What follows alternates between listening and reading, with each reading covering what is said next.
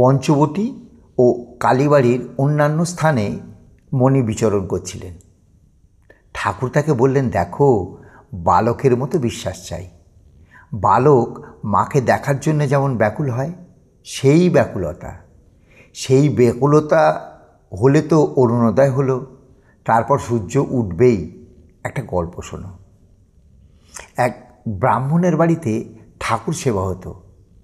একদিন কোনো কাজ উপলক্ষে ব্রাহ্মণ অন্য স্থানে গেছে।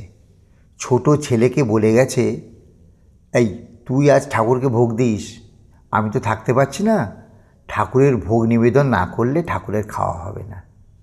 ছেলেটির খুব আনন্দ, সে বাবার আসনে বসে ঠাকুরকে ভোগ দেবে, ঠাকুরকে খাওয়া হবে।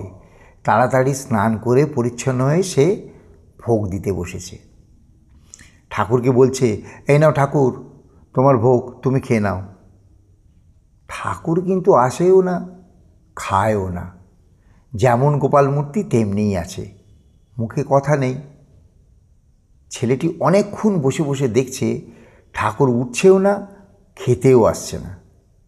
সে ঠিক জানে ঠাকুর আসনে এসে খাবেন, এবং তখন সে বারবার বলতে লাগলো, ঠাকুর খাও, অনেক দেরি হলো, আমি যে আর বসতে পারি না।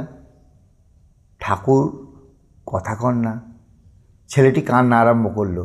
সে বলতে লাগলো, ঠাকুর, বাবা তোমাকে খাওয়াতে বলে গেছে, তুমি কেন আসবে না, কেন আমার কাছে খাবে না? আমি আমি কি করেছি, আমার ওপর তোমার রাগ হয়েছে? বলো না। ব্যাকুলভাবে ছেলেটি কাঁদতে থাকে ও বারবার ওই কথা বলতে থাকে, ঠাকুর। ঠাকুর তখন থাকতে পারেন না, হাসতে হাসতে তিনি আসনে এসে বসলেন, খেতে লাগলেন। ঠাকুরকে খাইয়ে ছেলেটি যখন ঠাকুর ঘর থেকে বেরিয়ে গেল, তখন বেলা অনেক। বাড়ির লোকেরা বলল, এই ভোগ হয়ে গেছে, এবারে ভোগ দেয়া জিনিস সব নামিয়ে নিয়ে আয়। ছেলেটি বলল, হ্যাঁ, ভোগ তো দেয়া হয়ে গেছে, ঠাকুর সব খেয়ে গেছেন। অনেক করে বলতে খান না, তারপরে কেঁদে কেঁদে বলতে নেমে এসে খেলেন। বাড়ির লোক বলে, সে কি রে, ঠাকুর খেয়ে গেছেন কি? ছেলেটি বলল, হ্যাঁ, কেন, ঠাকুর তো নিজে এসে খেলেন। তখন ঠাকুর ঘরে সকলে ঢুকে দেখে সত্যি তাই। তারা তখন অবাক।